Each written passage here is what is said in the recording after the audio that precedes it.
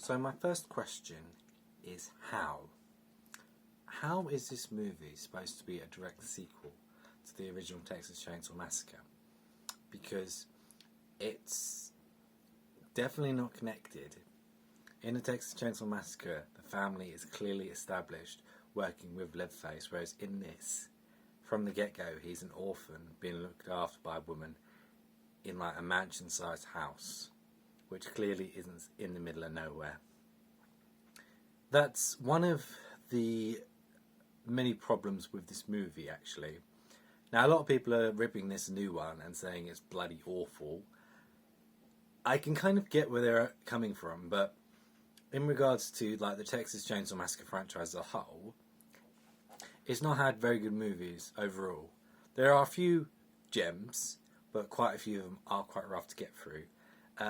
In terms of requel, I would say that Texas Chainsaw, the one that came out a few years ago, did it much better.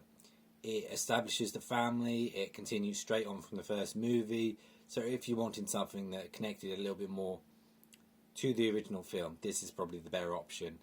Yes, there are some corny stuff and there is a little bit of wokeness, I suppose, but in comparison to this one, it's not woke at all. This one clearly has a lot of things that it wants to talk about, but it never really establishes anything. It brings Sally back, and at no point does it explain her brother got slaughtered, her friends got slaughtered, and she was the sole survivor. She literally just looks at a picture, and that's all you get. She gets a tip off a guy, and then she goes after Leatherface, and she hasn't prepared to fight him or anything. She kind of puts on this front like she's the ultimate badass, but there's no preparation or anything like that. And Leatherface doesn't really look that old. He looks like he's in his 30s or 40s, I'd say. Doesn't look very old at all compared to Sally, who at least looks like a grandma. She's covered in wrinkles and stuff like that. So I don't quite get that. Being in the original film, it was quite clear that Leatherface was a bit of an older guy. So he would have at least been older than Sally. So in this context of things, he would have been older than her as well. Now, I know they did something in Texas Chainsaw 3D where the timeline was kind of a little bit screwed as well, but just make Sally a bit younger or something, or makes Leatherface old, just so it matches. Just other than that, yeah, fine. But it's just one of those things that just gets on my nerves. That's it. And as for Leatherface himself, he's not the same. He is not the mentally challenged person that he was in the original movie. He, in some ways, is quite smart, because a lot of times when he doesn't have the upper hand, he does a little retreat, and he comes back at them in a different angle. So he's a lot more thorough. After he takes a person's face off, he just wears it. There's no attention to detail.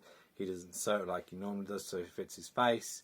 He's just wearing flesh over his face. He hasn't got any straps on the back or nothing. It just felt very half-arsed, and it didn't feel very Leatherfacey, because the thing about him is he always takes care of his masks, and he's always very particular in the way they look, at least throughout the rest of the franchise.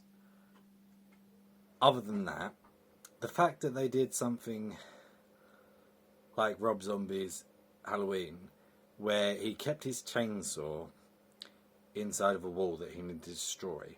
Now, from a narrative perspective, I understand why Michael would be hiding his mask, but it doesn't really make sense for Leatherface to hide his chainsaw in a wall. Being it's been there for a very long time, at least 50 years, yeah, it doesn't really make sense on how it works or anything like that, because there's no care. A chainsaw is not going to last that long inside of a wall, and he's just kind of this normal bloke. At the start of the movie, it was oh yeah, who is Leatherface? As a guy's mask, you don't know who he is. And I thought it was going to be they're going to have loads of different people, like Leatherface movie, where it was going to be who is Leatherface, but it doesn't go that angle, thankfully. when we're introduced to him, you know it's him, even though he's not in his normal attire. He's just a bloke with long hair and a beard. Yeah. There are a bunch of kids from a bus. They are trying to renovate the place to try and get... I don't know what they're trying to get, actually. They're trying to set up some sort of agenda that is the opposite of the Confederacy, because there's a Confederate flag. As I said, it's a bit woke. There are a few things like thrown into this, but it's not really there's not really a strong storyline throughout the whole of the movie. Everything just happens. There's not really a main character. It kind of flitters back through a few people. The people that they kind of set up to be the main characters don't really do that much in the movie. There's a lot of hiding and stuff like that. One scene in the movie, they had a similar scene to Halloween Kills, where Leatherface was taking on a bunch of people, and no one at all, there were at least 20 I'd say, no one decided to just jump him or attack him at all. Instead they just all got brutally slaughtered one by one. Which might be interesting for some people, but personally I would want something a bit more. Overall, I would say this movie it's a decent movie. I would say it does what it needs to do. It establishes the new law, and it's an enjoyable flick. I wouldn't say it's a good movie, but it's kind of on par with like the new Halloween film. It's definitely better than Halloween Kills, I'll tell you that now. It's definitely better. But yeah, if you're expecting something like Scream level of